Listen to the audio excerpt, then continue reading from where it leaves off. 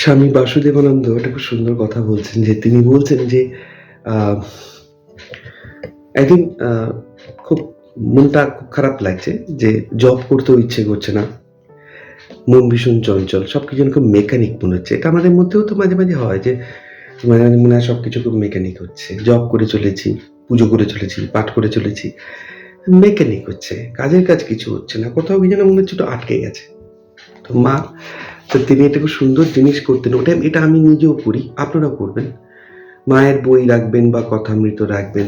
আজকে মা বা ঠাকুর কি মেসেজ পাঠাচ্ছেন, তো তিনি এটা খুব সুন্দর করছেন, যে মায়ের কথা বইটা নিয়ে এসে চোখ বন্ধ করে বললেন, যে পাতাটা উঠে আসবে সেটাতেই আমি বুঝতে পারবো মায়ের কি উত্তর। পাতাটা উল্টালেন মায়ের কথায়।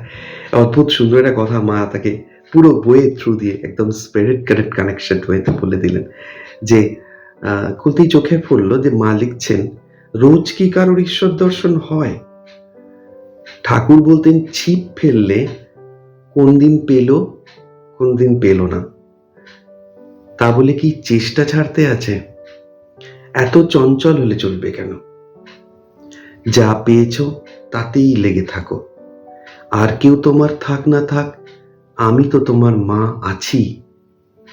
ঠাকুরের কথা মনে নেই, যারা তার আশ্রয় নিয়েছে তাদের কাছে তিনি প্রকাশ হবেনি।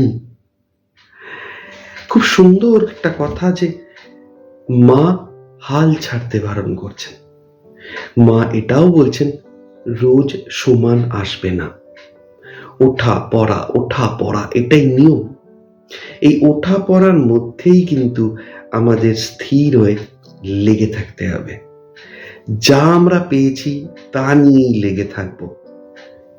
সব দিন সমান হবে না, কোনোদিন তীব্র অনুভব হবে, কোনোদিন হবে না। সাধারণ মানুষের জীবনেও একই কথা। কোনোদিন মনে হবে দিনটা খুব সফল, সব দিক দিয়ে বেশ প্রাপ্তি, কোনো মনে হবে দিনটা খুব শূন্য, আসছে না, ভাড়ার শূন্য, কিছু বুঝতে পারছি না। কিন্তু হাল ছাড়বো না, মা ঠাকুরকে আমরা ধরে থাকবো। কত সুন্দর একটা কথা, কত সুন্দর ভাবে মা বলে দিয়েছে। তাই যদি আপনাদের এখন মনে হয় যে ইটস বিগিং ডাল, মেকানিক্যাল লাগছে, কোনো নতুন দিক এক্সপ্লোর হচ্ছে না, নতুন কিছু ভাব আসছে না, মনে হচ্ছে স্টাক হয়ে আছি, এটাই পয়েন্ট। হাল ছাড়বেন না। রোজ সমান হয় না, এটা বুঝতে হবে। কখনো ওঠা, কখনো নামা, এই দুটোর মধ্যে থেকে আমাকে কাজটা চালিয়ে যেতে হবে।